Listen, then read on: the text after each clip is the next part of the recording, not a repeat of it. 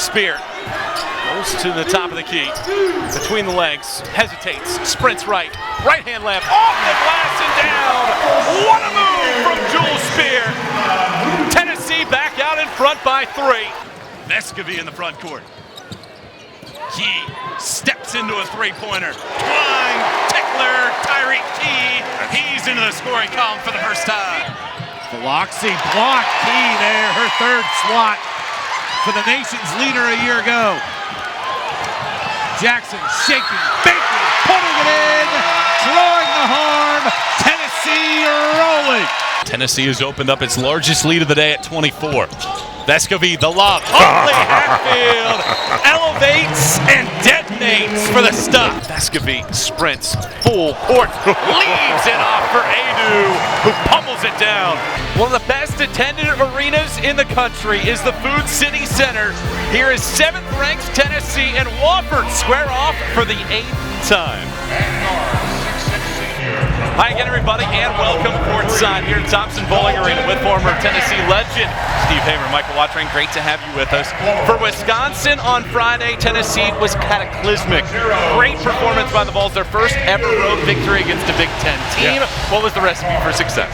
Great road win, and that road win against Wisconsin is going to be looked upon as being a huge win towards the end of the year. Half of Wofford's made shots tonight have been from the outside, and Steve, that has allowed them to stay within 9 points. Yeah, that's allowed them to stay within shouting distance, because every time Tennessee seemingly is going to put this game away, you've got the likes of Jeremy Lorenz and Chase Cormier knocking down threes, giving them life, giving them energy, because they're in a battle right now. And let's face it, Tennessee's in one too. Mike Perry wanted to see his team be competitive this evening, protect the paint, limit second chance points. They're even in that battle. 11:49 to go in this game. Does Tennessee wear down Wofford, or does Wofford continue upon this surge? It's been a fun game to watch, and I think for Rick Barnes, after the Wisconsin game, you're feeling high, you're feeling confident. How do you respond after that a couple days later against Wofford? Yeah, and I think they've responded in a very positive way. And you look at the stats within the stats. While Wofford is holding their own on the offensive glass, you look at points off of turnovers. Tennessee's got a total of 15. Wofford's got a total of 3. The difference in the score is 9. It's the game within the game. Wofford has the basketball, having not scored in 2.5 minutes. Meza unable to change it. Good box out underneath. James snatches down his 4th board. I don't like that look by Meza, because you had Tobe guarding you. I think if you try to get something going to the basket, then you force help, allowing yourself to pass up that good look and get a better look. Filowich commits the foul. It's the 7th on Wofford, so 1-1. Tennessee, as they'll be in the bonus the rest of the way. Walker back to the free throw line. He's starting to find himself on the floor in critical minutes of games.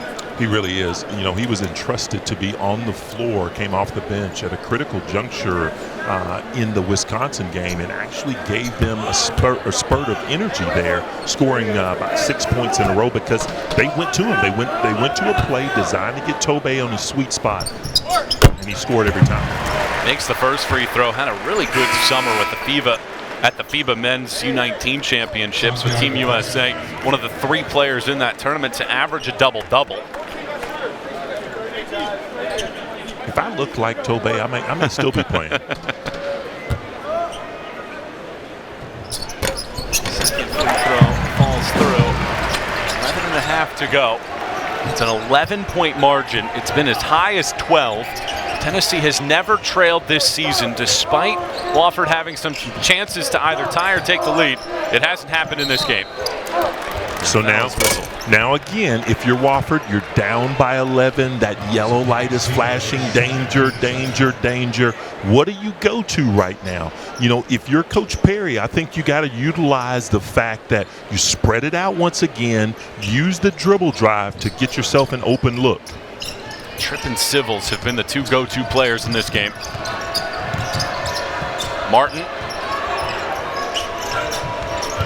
lobs it back out. Here's Tripp. He's made 6 of 9 on the contest and throws it away right through the hands of Martin, out of play.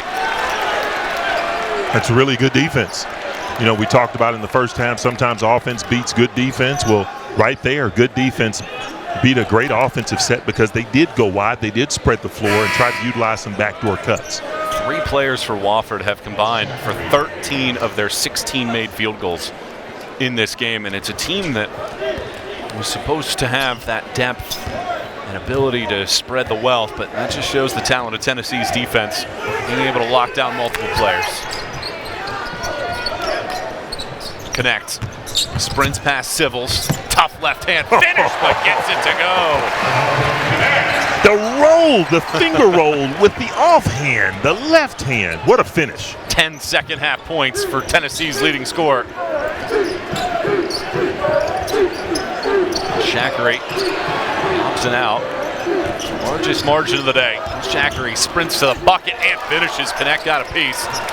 Shackery ends the scoring drought that was 3.5 minutes. Good finish by Shackery there, strong with 2 hands. Connects, lobs it underneath the walk-up. Doesn't finish, muscles up a second chance, puts it down, and one. That's just big boy basketball right there, man. Once Tobey utilizes that size, man, he plants those feet. If he misses, you better box him out because he's going after that rebound and finishes right there with strength. Shackery on the ground and a Waka acrobatic finish. The sophomore from Hyde Park, New York.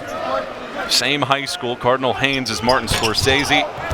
Jamal Mashburn and Regis Philbin misses the free throw, gets it back cutting underneath, and draws another foul. That was all started by Gainey because he refused to be boxed out. He got the offensive rebound, passed it to Sani, and Santi, knowing that he's not having the best shooting night, right, saw a streaking Tobey Awaka going down the chute, gave it to him full steam ahead.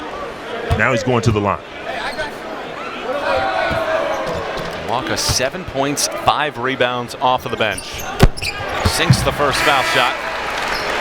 4 of 6 of the stripe in this one.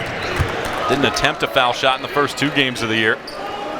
What a luxury to have someone like that has that international experience, that's got the size, the strength, the capability, the athleticism to have him coming off of your bench.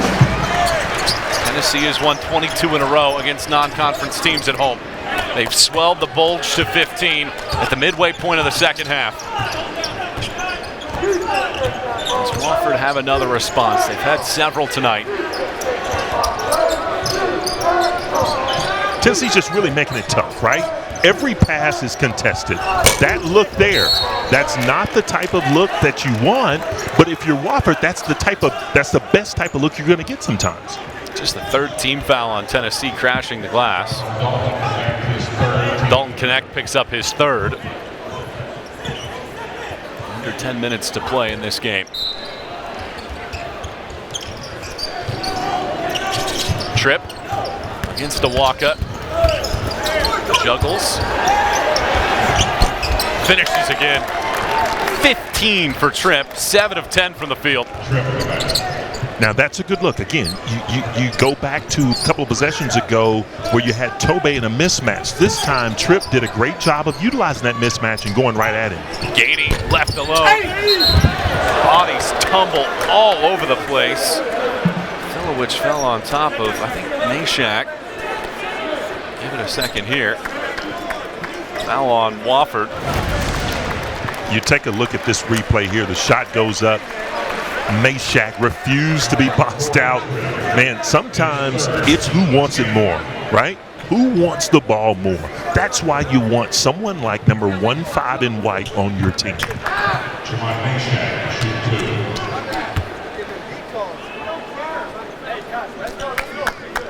Meshack goes to the free throw line.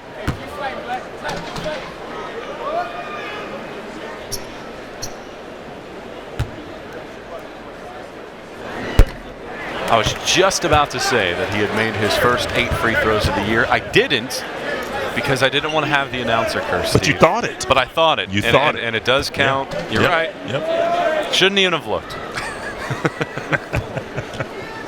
Second free throw for Meshack rattles in. Back to a 14-point margin, 60 to 46, 9:25 to go. Lorenz juggles, Vescovy picks, tied for 5th all-time in steals in Tennessee history. Gets another, sprints, what a ball fake! Tosses it out, Meshack, the spin cycle! Everything but the bucket for Tennessee on that trip. Wow, the flash and the dash. Didn't come away with the bucket, man, but that is just wowing the crowd right now. Cormier splits the strings and makes an 11-point game. Hitting the three, Dwight Perry calls for time with 8:57 to go.